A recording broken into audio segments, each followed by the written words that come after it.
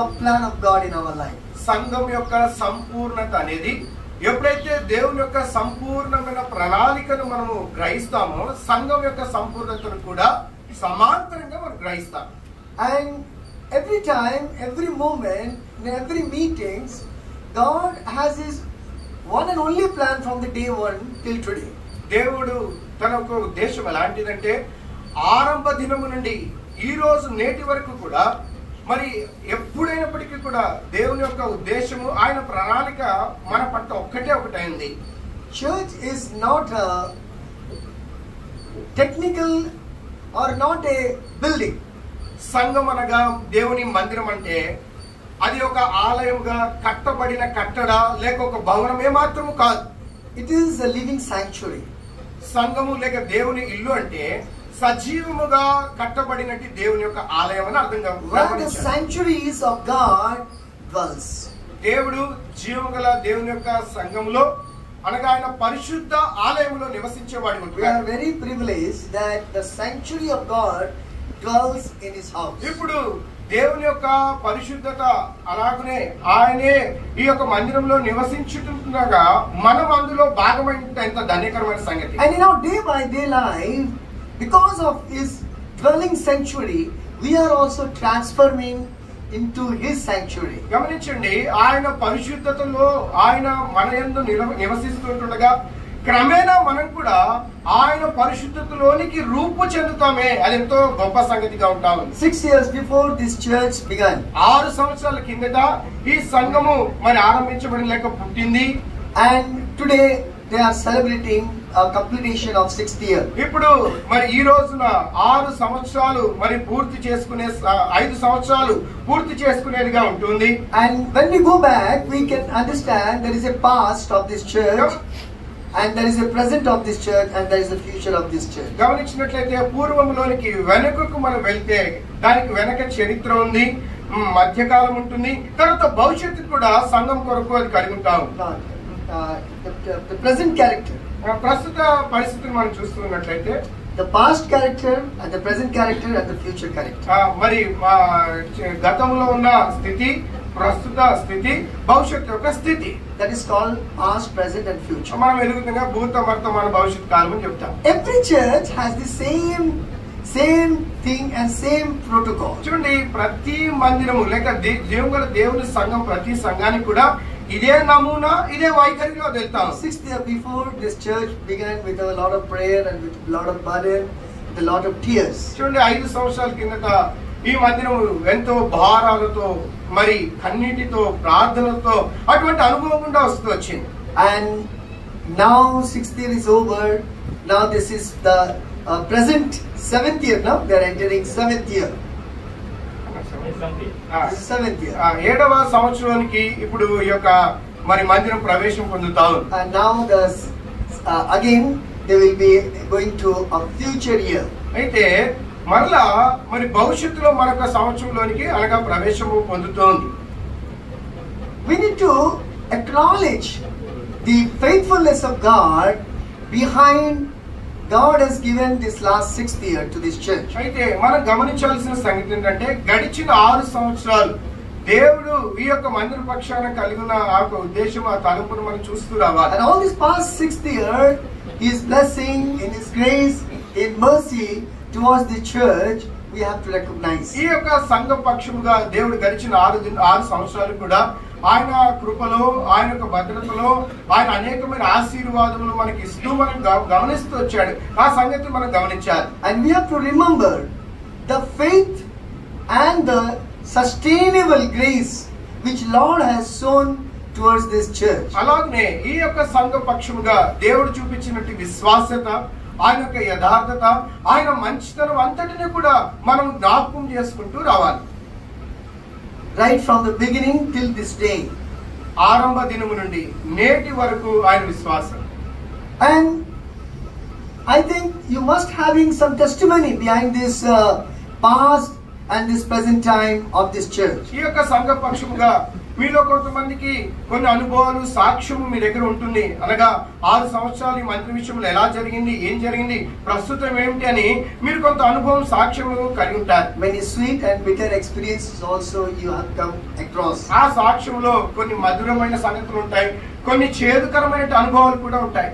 But behind everything, God was faithful and He is faithful and He will be faithful towards Bethlehem. గమనించాల్సిన సంగతి ఏంటంటే Bethlehem పక్షముగా దేవుడు ఏ పరిస్థితిలో సంఘం ఉన్నప్పటికీ కూడా మరి సంఘము వెనుకల ఆయనే ఉండి నడిపిస్తూ గమనిస్తుంటున్నారు. Last night brother was saying early there was no prayer hall and they used to rent a place and conducting the worship. మరి గత దినంలో నిన్నటి దినంలో అన్నగారు చెప్తూ వచ్చారు, అయ్యా అంత ముందు ప్రార్థన చేసుకోవడానికి మాకు ఆ గది లేదు, అలాగనే కొన్ని కూడికలు కలిగి ఉండడానికి ఆ వసతులు లేవు, అలాగే మందిర పరిస్థితి ఉంటుందని మందిరం గురించి చెప్తూ వచ్చినారు. And then finally God has graced this place with his faithfulness and the church is built here. ఇప్పుడు దేవుడు ఒక స్థలము, ఈ యొక్క ప్రాంతము అలానే కట్టుకోవడానికి కట్టడ దేవుడు అన్ని సదుపాయాలు ఇచ్చాడు, కృపను చూపిస్తూ వచ్చినారు. But even it is very small, but it's a house of God where people can gather and worship Him. గమనించండి, మనం అనుకోవచ్చు చిన్న స్థలమేమో అనుకోవచ్చు, కానీ జ్ఞాపకం ఉంచుకో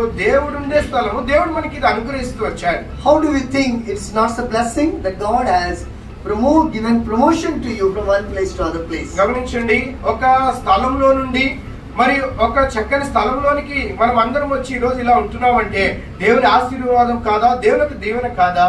That is why we should have a gratitude hearts towards His faithfulness, towards His work of faithfulness for this Bethlehem church. ఇందును బట్టి బెత్లెహేం పక్షముగా దేవుని కొరకు మనం నిరంతరము కృతజ్ఞతను కలిగి ఆయన సన్నిధించే వారిగా ఉండాలి. Past you have an experience, గతంలో మీకు ఒక అనుభవం ఉంది, and now this present also you are going through an experience. మరి ఈ యొక్క ప్రస్తుత కాలంలో కూడా నువ్వు కొంత అనుభవం గుండా వెళ్ళేవాడికి ఉంటావు. But the future experience is not so far as come. అయితే భవిష్యత్తు యొక్క అనుభవము అది అప్పుడే వచ్చేది కాదు.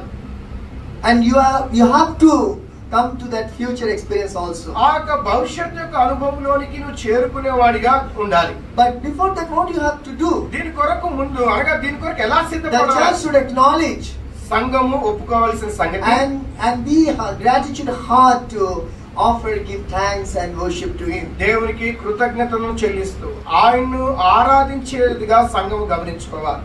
Psalms chapter 100 and verse 4 and 5. గమనించండి, 100వ కీర్తన 4-5 వచనాలు. 100వ కీర్తన Shall we all read together? అందరం కలిసి చూద్దామండి. 100వ కీర్తన 100వ కీర్తన 4-5 వచనాలు అందరం కలిసి చూద్దాం. కృతజ్ఞతార్పణలను చెల్లించుచు ఆయన గుమ్మడిలో ప్రవేశించుడి, కీర్తనలు పాడుచు ఆయన ఆవరణలో ప్రవేశించుడి, ఆయన స్తుతించుడి, ఆయన నామమును ఘనపరచుడి. యెహోవా దయాళుడు, ఆయన కృప నిత్యముండును, ఆయన సత్యము తరతరములుండును. If somebody invited you for any birthday, ఎవరైనా మిమ్మల్ని ఒక మరి దినం కొరకై లేక బర్త్డేకు ఆహ్వానించినప్పుడు, think that tomorrow is birthday, అనుకుందాం రేపు ఒకరి పుట్టినరోజు ఉంది, వారు మిమ్మల్ని ఆహ్వానించారు. but from the previous night you start giving him wishes. You start sending him a message, wish you a very happy birthday. సాధారణంగా మనం ఏం చేస్తామంటే రేపు జన్మదినం మనకు తెలుసు, కానీ ఈ రోజు నుంచే అయ్యా మరి జన్మదిన శుభాకాంక్షలని మన గ్రీటింగ్ కార్డ్స్ పంపడము, మెసేజెస్ పంపడము ఈ రోజు నుంచే చేస్తాం. You want to express your joy with that person whose birthday is. ఎవరైతే జన్మదినం జరుపుకుంటున్నారో వారి సంతోషంతో పాటు మన సంతోషాన్ని మనం ముందుగానే వారితో పంచుకుంటూ Because వస్తాం. you have been invited for a feast to that birthday. ఎందుకంటే ఆ జన్మదినం విందు కొరకై నువ్వు ప్రత్యేకంగా ఆహ్వానించబడ్డావు. And your heart is full of joy. అందును బట్టి నీ హృదయం ఎంతో ఉల్లసిస్తా ఉంది. In the same manner, the church of Bethlehem having birthday today. అలాగనే ఈ యొక్క బెత్లెహేము ప్రార్థన మందిరం కూడా ఈ యొక్క దినమున జన్మదినాన్ని జరుపుకుంటాం. How many of us given greetings to the church of Bethlehem అయితే this morning? అయితే ఉదయకాల సమయంలో బెత్లెహేము పక్షంగా మనం ఎంతమంది ఆ యొక్క శుభాకాంక్షలు లేక ధన్యవాదాలు చెప్పిన వారు ఉంటున్నాం? Because God has given this privilege to see one more year to Bethlehem. ఎందుకంటే బెత్లెహేము ఈ యొక్క సంఘం మరొక నూతనమైన సంవత్సరాన్ని చూడడానికి దేవుడు జ్ఞాపకం చేసుకున్నాడు. David is reminding here to enter his gates with thanksgiving in your heart. అందుకే దావీదు భక్తుడు కీర్తనలలో తాను అంటున్నాడు కదా, మరి సన్నుతిస్తూ ఆయన యొక్క గుమ్మములోనికి ప్రవేశించుడి అంటున్నాడు. కృతజ్ఞత చెల్లించమంటున్నాడు. The Lord is good, ఎందుకంటే యెహోవా దయాళుడు, and His mercies and is everlasting. ఆయన యొక్క కృప కనికరములు తరతరములు ఉండును అంటున్నాడు. Truly, the God's mercy and faithfulness is much and much to the Church of Bethlehem. ఎంతైనా వాస్తవమే దేవుని యొక్క కృపావాస్యత అనేది తన సంఘము పక్షముగా అది ఎన్నటికీ ఆయన అలా నిలిచి ఉంచుతున్నాడు. Our first anniversary celebration should observe by giving thanks and worship to Him. మన మొదటి వార్షికోత్సవ దినము దేవుణ్ణి ఆరాధిస్తూ ఆయన కృతజ్ఞత చెల్లిస్తూ వచ్చాము. We should glorify His name. దేవుని యొక్క నామమును మనం గణపరచాలి. We should remember His each and every faithfulness and work towards this Bethlehem. ఈ యొక్క బెత్లెహేం పక్షంగా ప్రతి విషయంలో, ప్రతి కార్యంలో, ప్రతి పనిలో కూడా ఆయనకు విశ్వాసాన్ని పదే పదే మనము జ్ఞాపకం చేసుకుంటూ And రావాలి. with gratitude heart we should enter this courts. ఈ యొక్క ఆవరణలోనికి వచ్చేటప్పుడు కృతజ్ఞత భావంతో మనం ప్రవేశం పొందే వారికి ఉండాలి. And let us be a joyful heart. మనము ఇలాగున సంతోషకరమైన హృదయాలతో ప్రభుని ఆరాధించే వారిగా కూడా ఉండాలి. That is the first theme of the anniversary. ఈ యొక్క వార్షికోత్సవ విషయంలో మనం నేర్చుకోవాల్సింది మొదటి సంగతి ఇది. The second thing రెండవదిగా we must understand, మనం గ్రహించాల్సిన సంగతి, the church is a spiritual family. గమనించండి, సంఘం అనేది, దేవుని సంఘం అనేది ఆత్మీయమైన కుటుంబం.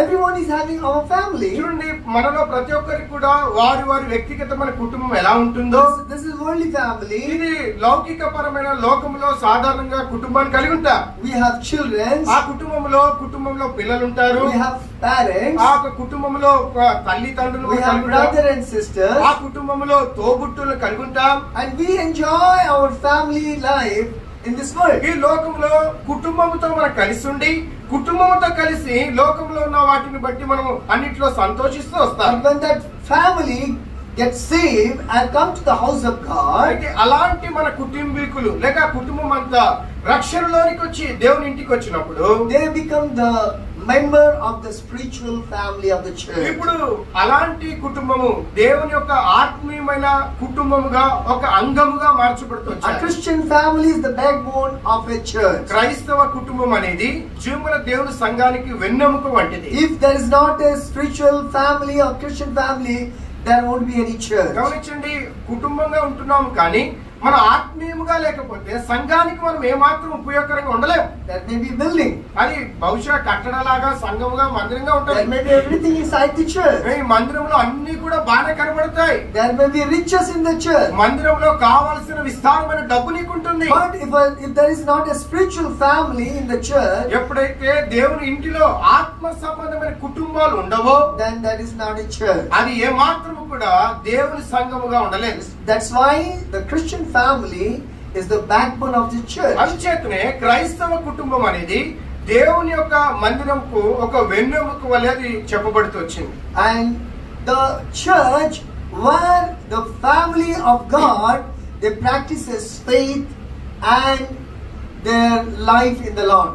ఇలాగున ఈ కుటుంబము సంఘముతో కలిసి దేవుని యొక్క విశ్వాసతను, దేవుని యొక్క విషయంలో అన్ని సంగతులను ఆ కుటుంబము, ఆ మందిరము దేవుని యొక్క అది తర్ఫీదు పొందుతూ వస్తుంది. And second thing, where the family, they share their love, their hospitality, their kindness to each other. ఇలాగున జీవముల దేవుని మందిరంలో ఆత్మీయమైన కుటుంబాలు అనేటివి ప్రేమను, సంతోషమును, ఆత్మ సంబంధమైన ఆతిథ్యమును వారు ఒకరినొకరు పంచుకునే వారిగా ఉంటారు. Where they're helping each other.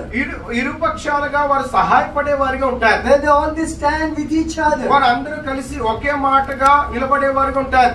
Where they exercise their faith with each other. వారు విశ్వాసతను ఒకరి పక్షాన ఒకరు కలిగి ఉండి దాన్ని వృద్ధిపరచుకుంటారు. Where they share their testimony with each other. మరి వారి విశ్వాసమును లేక వారి సాక్ష్యాన్ని ఇతరులతో పంచుకొని బలపరచుకునే వారు ఉంటారు. That is the decency of a spiritual family, those who are in the church of God. ఎవరైతే దేవుని ఇంటిలో ఉంటున్నారో అట్టి కుటుంబాలు ఇటువంటి ఆత్మీయమైన వైఖరిని కలిగి ఉంటారు. That is why the church called it's a spiritual family. అందుకే దేవుని యొక్క మందిరాన్ని సంఘముతో పాటు ఇది ఆత్మీయమైన కుటుంబంగా ఈ మందిరం Of course, it's the body of Christ. నిజమే, ఈ యొక్క సంఘము దేవుని యొక్క శరీరముగా ఉంది. But in fact, this is a spiritual family or where all family come and gather together. మరొక కోణంలో ఈ యొక్క సంఘము ప్రతి క్రైస్తవ కుటుంబీకులందరికీ కూడా ఆత్మీయమైన కుటుంబంగా ఉంటాం. And we have common values in a spiritual, as a spiritual family in the house of God. దేవుని యొక్క ఇంటిలో మనందరికీ కూడా సమాంతరమైన విలువలను మనం కలిగి ఉంటాం. And we have to remember always that we are all purchased by one blood of Jesus Christ, and that blood is flowing in our body. మనం ఎల్లప్పటికీ జ్ఞాపకం చేసుకోవాల్సిన సంగతి ఏంటంటే సంఘములో ప్రతి వ్యక్తి కూడా ప్రతి ఆత్మ కూడా జీవం గల దేవుని యొక్క రక్తము చేతనే కొనపడ్డారు. అందుకు మనం అందరం కూడా సమానమైన వ్యక్తులం. And the spiritual family where everyone is accepted with the brotherly love. ఈ యొక్క ఆత్మీయమైన కుటుంబం అనేది మరి ఆ సహోదర సహోదరి ప్రేమతో మనం అందరి చేత అంగీకారం పొందాలి. There should not be a favoritism. ఎవరి పక్షాన ఎక్కువ ప్రేమ ఎక్కువ అనురాగాలని ఉండకూడదు. There should not be any wrong behavior with each other. ఒకరితో ఒకరము మనము వ్యతిరేకమైన తప్పుడు విధానంలో మరి యొక్క ప్రేమను కలిగి ఉండకూడదు. When we are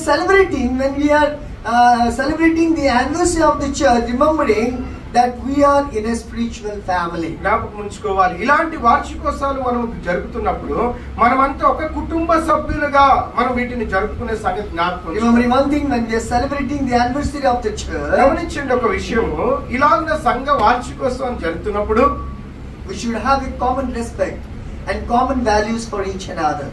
అందరి పక్షాన ఒకటే విధమైన ప్రేమ గౌరవము అదే మర్యాద మనకు కలిగి ఉండాలి. Common respect, common love. సమాంతరమైన ప్రేమ సమాంతరమైన విలువలు. When this thing will be there, our anniversary will be really a meaningful anniversary. ఎప్పుడైతే ఇటువంటి లక్షణాలు లేక ఈ సుగుణాలు మనలో కనబడతాయో మనము చక్కని ఆత్మ సంబంధమైన వార్షికోత్సవాన్ని జరుపుకుంటున్నాం అనే దానికి అర్థం. During our journey, చూడండి మన యొక్క యాత్రా జీవితంలో the church journey, ఈ యొక్క సంఘం యొక్క యాత్రా many జీవితంలో times what we see, many people they go back, there are so many drawbacks in their life. చూడండి సంఘాల్లో కొన్ని కుటుంబాలు లేకపోతే కొంతమంది వ్యక్తులు మందిరంకి వచ్చేది ఆగిపోతారు, లేక కొన్ని బలహీనతలు కనపడతాయి, కొంతమంది వెనక్కి వెళ్ళిపోతారు, Sometimes the backslides also. కొంతమంది ఆత్మీయంగా దిగజారిపోతూ మందిరంలో But ఉంటారు. no matter, కానీ అవన్నీ విషయం కాదు. because God knows all our difficulties, God knows all our drawbacks, but He has a consistent love towards us that He wants to keep us in His church like Him. అయినప్పటికీ దేవుడు ఆయన యొక్క పోలిక చొప్పున సంఘంలో నిలబెట్టడానికి నీ యొక్క బలహీనతలు నీ యొక్క పరిస్థితి ఎలా ఉన్నా వాటన్నిటిని ఆయన ముందుగానే ఎరిగి ఉంటున్నాడు. అయినప్పటికీ మనం ప్రేమిస్తూ ఉంటున్నాడు. That is the reason, the common theme we should have, we should acknowledge each other that we are in a spiritual family. అందుచేతనే మనం ఎరగవలసిన సత్యం ఏంటంటే ఆత్మీయమైన ఆత్మ సంబంధమైన కుటుంబంలో మనం చేర్చబడ్డాము. Thirdly, మూడో సంగతి కూడా చూస్తామండి. the church is a candle in the darkness. సంఘం ఎటువంటిదంటే మరి అంధకారములో చీకటిలో ఒక వెలుగు వలె ఒక కొవ్వొత్తి వలె అది వెలుగునిచ్చేదిగా The ఉంటుంది. visible church is like a candle which lightens in the darkness of the society. దృశ్యమైనటి సంఘము వెలుపలనటి అంధకార లోకానికి గొప్ప జ్యోతి వలె ఒక వెలుగుగా అది చూపిస్తా ఉంది. See, God said that you are the light of the world. దేవుడు అన్నాడు కదా మీరు లోకమునకు వెలుగై ఉన్నారంటున్నాడు. And God Himself said, I am the light of the world. ప్రభు అంటాడు నేనే ఆ వెలుగునై ఉన్నానంటాడు. But why then God kept a church? అయితే అలా ఆయన వెలుగైనప్పుడు ఈ సంఘాన్ని ఎందుకు పెట్టాలి దేవుడు? We individually go everywhere and we can show our light to others. ఇప్పుడు మనమే వెలుగైనప్పుడు వెలుగులుగా ఒక జ్యోతులుగా మనమే లోకంలోకి వెళ్ళి మన వెలుగును అందరికీ చూపించొచ్చు కదా. Then why God built His church? ఇప్పుడు అవన్నీ కాకుండా దేవుడు సంఘాన్ని ఎందుకు తీసుకొని వచ్చాడు? Why God kept the church? ఎందుకు? Church is a place where the light of the Lord flows or goes. సంఘం ఎటువంటి స్థలం అంటే దేవుని యొక్క ఆ తేజస్సుని ఆ కాంతిని సంఘం ద్వారా ఆయన ఇంకా ఎక్కువగా ప్రజ్వలింపజేస్తాడు. If you go to the 20th century church at this present time, మనం గనుక 20వ శతాబ్దం యొక్క మందిరము ఆ యొక్క సంఘాలను మనం ఈ ప్రస్తుతం చూసినట్లయితే there is a place, there is a district in Odisha that's called Kandhamal district. Kandhamal district అని ఆ యొక్క జిల్లాలో ఒరిస్సాలో అక్కడ ప్రాంతంలో ఉంటుంది. 2008 it was a big incident in that Kandhamal district. Kandhamal district ఈ జిల్లాలో 2008వ సంవత్సరంలో ఒక పెద్ద సంఘటన జరిగింది. You might have heard about it. బహుశా మీరు విన్నారని అనుకుంటున్నారు. 55 pastors were killed. 58 దేవుని సేవకులు పాస్టర్లు చంపివేయబడ్డారు. Many girls were raped. అనేక మంది మరి ఆడవారిని సహోదరుల్ని వారు మానభంగం చేశారు. Thousands of houses were burned. అనేక వందల ఇళ్ళన్నీ కూడా కాల్చివేయబడ్డాయి, పడగొట్టబడ్డాయి. The people of God scattered in the villages, in the mountains, in the very difficult places. దేవుని యొక్క ప్రజలందరూ కూడా ఈ విషయాన్ని బట్టి భయభ్రాంతులకు గురైపోయి కొండల్లోని గుట్టల్లోనికి ఆయా దగ్గరున్న ప్రాంతంలోనికి వారు చెదిరిపోయి పారిపోయినారు. But again the light has been kindled in the darkness. మరలా ఇంతటి అంధకారంలో చీకటిలో దేవుని యొక్క జ్యోతి ఆ వెలుగు ప్రకాశించింది.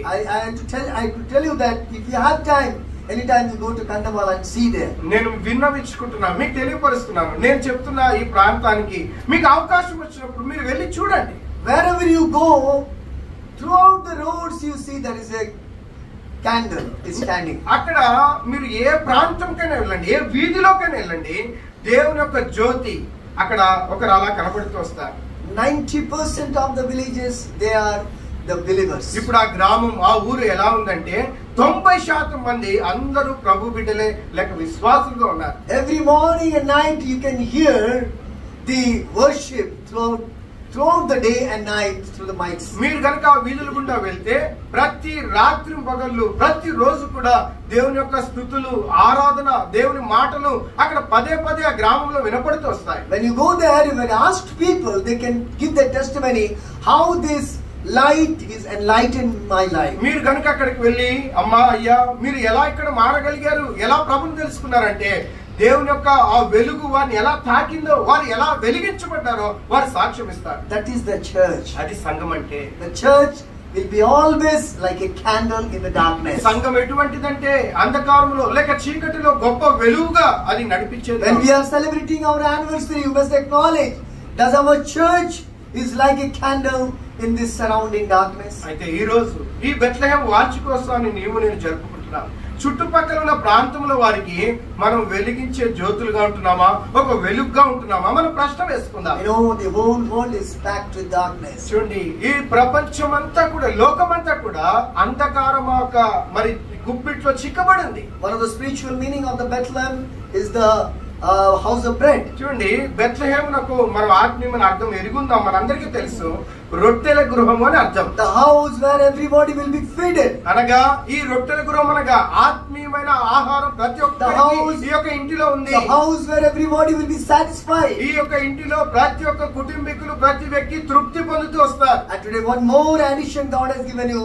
This church Bethlehem is a candle in the darkness. అయితే ఈ రోజు ఈ బెత్లెహేమునకు ఈ మందిరానికి దేవుడు మరొక గొప్ప సంగతిని తెలియపరిచింది అనగా ఇది ఒక జ్యోతిగా ఒక వెలుగునిచ్చే మందిరముగా ఉంటుంది. But it's a very difficult time. అయితే చాలా క్లిష్టమైన సంగతి. It's a very dangerous time. చాలా అపాయకరమైన పరిస్థితి గుండా మనం వెళ్తున్నాం. There is a challenge every time towards our faith. మన విశ్వాసానికి ప్రతి క్షణము పరీక్ష ఉంది. Very difficult in this present time the church to stand firm. చూడండి దృఢంగా సంఘము నేటి దినాల్లో నిలబడాలంటే ప్రతి రోజు కూడా సవాలుగా వెళ్ళాలి. But God is there with us. జ్ఞాపకం ఉంచుకో, నీ ప్రతి మెట్టులో దేవుడు నీకు తోడుగా ఉన్నాడు. When He kept us as a light in the darkness, as a candle in the darkness, ఈ యొక్క అంధకారంలో ఒక వెలుగుగా దేవుడే నిన్ను నియమించి ఉంటే, the verse says, the house which has light which cannot be hidden. ఆయన అంటాడు కదా, ఆ కొండ మీద ఆ ఇంటిలో ఉన్నట్టు ఆ వెలుగు కలిగిన ఇల్లు అది దాచబడి మరుగు చేయబడదు. See, you can say it's a side effect. If in a colony there is a house of God, people get affected to the church and they will come and they will enjoy the fellowship of God. గమనించండి, అందుకే కొన్ని కాలనీలు కొన్ని ప్రాంతాల్లో దేవుని ఇల్లు దేవుని మందిరం ఉన్నప్పుడు అక్కడ ఉన్న ప్రజలకు అది ప్రభావితం చేసి వాళ్ళు కూడా దేవుని ఇంటిలోనికి వచ్చే సంఘటనలు ఎన్నో ఉన్నాయి. అలా దేవుని ఎరుగుతూ వస్తారు. A candle brings a transformation in the people's, those lights are in darkness. ఎవరి జీవితాలు అయితే అంధకారంలో చీకటి మయములు ఉంటున్నాయో అలాంటి వారికి ఈ జ్యోతులు అనేటివి మారు మనస్సును, కొత్త జీవితాన్ని అనుగ్రహించేవి అంటున్నాయి. Bethlehem should acknowledge how many people are transformed through this candle in this past 60 years. గడిచిన 6 సంవత్సరాలు ఈ యొక్క బెత్లెహేము మందిరం ఒకసారి జ్ఞాపకం చేసుకుని ఒప్పుకోవాలి. ఎంతమందిని మీరు ప్రభులోకి తీసుకొచ్చారు, ఎంతమందికి ఆ వెలుగును మీరు పంచుతూ వచ్చారు. Book of Matthew chapter 5 verse 14 to 16. చూడండి, మత్తయి సువార్త 5వ అధ్యాయం 14 నుండి 16 వచనం వరకు చూస్తే, anyone can read. తీసిన వారు చదవచ్చండి. మత్తయి సువార్త 5వ అధ్యాయం 14 నుండి 16.